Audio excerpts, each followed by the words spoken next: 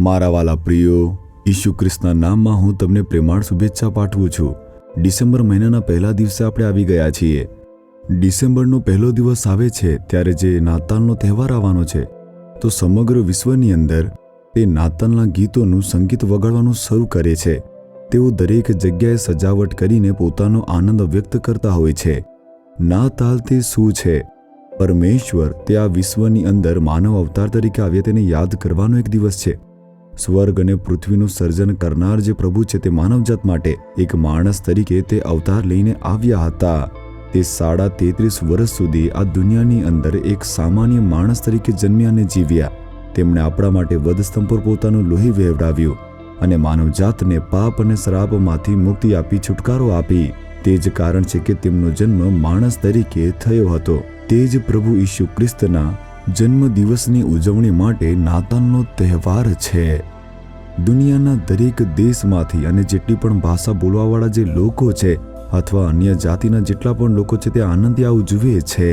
આ એક એવો તહેવાર છે જે દુનિયાભરના બધા જ લોકો દ્વારા ઉજવવામાં આવે છે. આફ્રિકાના જંગલોમાં રહેતા આદિવાસીઓ પણ આ તહેવાર ઉજવે છે અને અમેરિકાના શહેરોમાં રહેતા જે શ્રીમંત લોકો છે તે પણ આ નાતાલ તહેવારને ઉજવે છે. સામાન્ય અને સરળ લોકો પણ આ તહેવારની ઉજવણી કરે છે. તેઓ બધી જ ભાષામાં તેમની આરાધના કરે છે. દરેક જાતિ પરમેશ્વરની આરાધના કરે છે.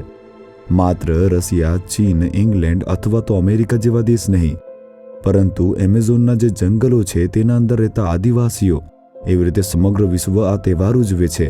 આ એક એવો તહેવાર છે જે દરેક વ્યક્તિ દ્વારા આનંદથી ઉજવવામાં આવે છે. પ્રભુ ઈસુ ખ્રિસ્ત તે કોઈ એક જ ધર્મના પ્રભુ નથી, એક ભાષાના કે એક જાતિના પ્રભુ નથી. તે બ્રહ્માંડના પરમેશ્વર છે. તે વિશ્વના તારણહાર છે, એવી રીતે બાઇબલમાં લખેલું છે. તે જે આ દુનિયામાં આવ્યા છે તે ખૂબ જ સારી વાત છે, પરંતુ આમાં મારા માટે આશીર્વાદ શું છે આમ વિચારો છો? જ્યારે તે આ દુનિયામાં જન્મ્યા હતા ત્યારે તેમના ઘણા બધા નામ આપવામાં આવ્યા હતા. આપણે આજે આવા જ એક નામનું મનન કરવાના છીએ. યશાયા 9મો અધ્યાય તેની 6ઠી કલમ.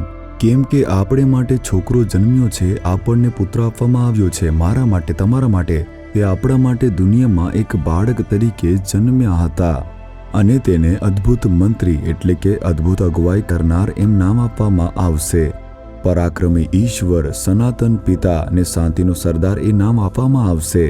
તે પરમેશ્વર અદ્ભુત છે. તેમનો જન્મ તે અદ્ભુત છે. તેમનું જીવન તે અદ્ભુત છે. તે જ્યાં પણ ગયા હતા ત્યાં અજાયબીઓ કરી, ચમત્કારો કરી છે. તેમનું મૃત્યુ થયું તે અદ્ભુત છે. પુનરુત્થાન થયું તે પણ અદ્ભુત છે. તેના વિશે બધું અદ્ભુત છે. તે અજાયબીઓ કરનાર એવા પરમેશ્વર છે.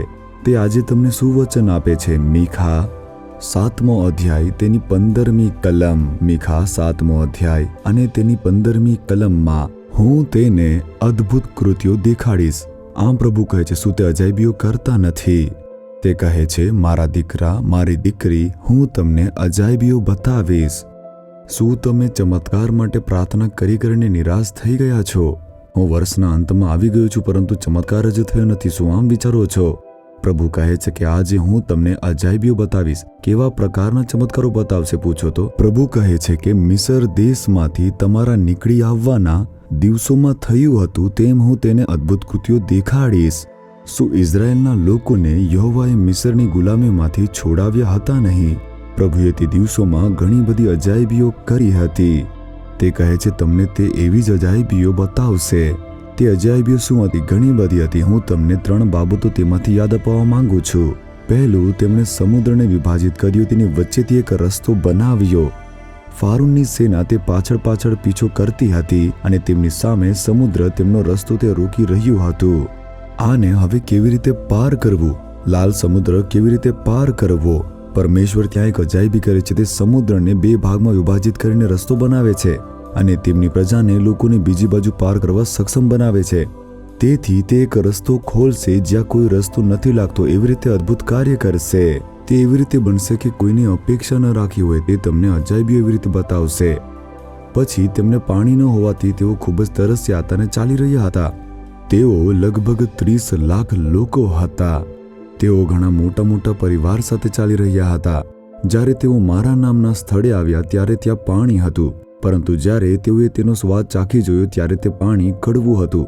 તેઓ તે પી શક્યા નહીં. તેઓ વિચાર્યું કે ખૂબ તરસ્યા છે અને પાણી તો કડવું છે. પરમેશ્વરે મૂસાને ત્યારે એક વૃક્ષ બતાવ્યું અને જ્યારે તેણે તે વૃક્ષ કાપીને પાણીમાં નાખ્યું ત્યારે તે પાણી મીઠું થઈ ગયું હતું. કડવાશ. તમારા જીવનમાં થોડી કડવાશ છે. કોઈના પ્રત્યે તમે કડવાશ ધરાવો છો. તમે કદાચ વિચાર્યું હશે કે તમારા જીવનની અંદર એક કડવાશ આવી ગઈ છે. નિંદા, દુઃખ, શરમ, અપમાનનો સામનો કરવો પડે છે. હવે શા માટે જીવવું જોઈએ?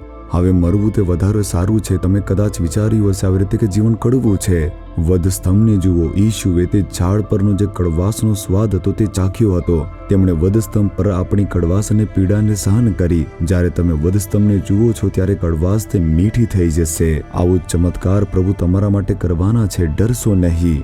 પછી જો તમે જુઓ, તે વિચારતા હતા હવે કેવી રીતે ખાવું. આટલા બધા લોકો તે અરણ્યમાં કેવી રીતે ખાઈ શકે છે? તેઓ કંઈ વાવી શકતા નથી અથવા તો કંઈ લણી શકતા પણ નથી. ત્યારે પ્રભુએ તેમને સ્વર્ગમાંથી મન્ના આપ્યું હતું. તેમણે તેમને સ્વર્ગીય ખોરાક આપ્યો હતો અને દૂતો દ્વારા તે ખોરાક ખવડાવ્યો હતો 40 વર્ષો સુધી.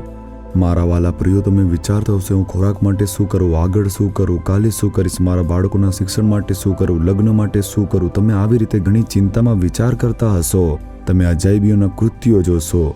તમારી મદદ તે સ્વર્ગ અને પૃથ્વી બનાવનાર પ્રભુ તરફથી આવશે. તમારી જરૂરિયાત તે અદ્ભુત રીતે પૂર્ણ થવાની છે. એ જ તો પ્રભુ કહે છે કે હું અજાયબીઓ કરનાર પ્રભુ છું. હું તમને અજાયબીઓ બતાવીશ. શું વિશ્વાસ કરો છો?